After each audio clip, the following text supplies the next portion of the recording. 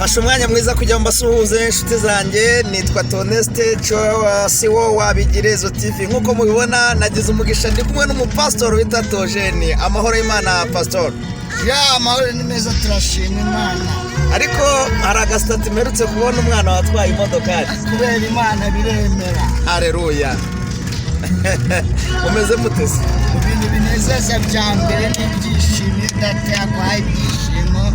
Kandi n'ahandi tubikora mu ijambo ryanditse muri Yeremiya 17:7 avuga ngo ayirwizera Uwiteka akamubera ibyiringiro. Amina. Ibyiringiro byacu rero byo kwizera Imana ikatubera ibyiringiro ibyo bidutera umunezero tukavuga ngo Mana aho bayigereje tugushimiye. Turashimira Imana yigereje ikora rero.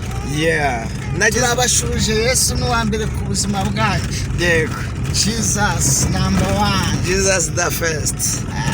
Imana nishimwe. Pastor nagushimiye buryo kimwaduhaye kaze kandi nishimiye kubana namwe muri urugendo. Twamenye amakuru meza, wakoze impanuka, Imana iragukiza, Imana kubakira inzu, genda no kujya kugusura.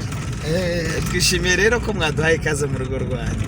Ariko turishimiye kubana namwe. Yego. Kuba twibuka iby'Imana yakoze tukavuga ngo ariko Mana. Yesu arasetsa, Yesu agira neza. Gusa tubwire n'abandi bari mu bihe bikomeye. Yahinduye amateka iwanjye n'iwawe yayahindura.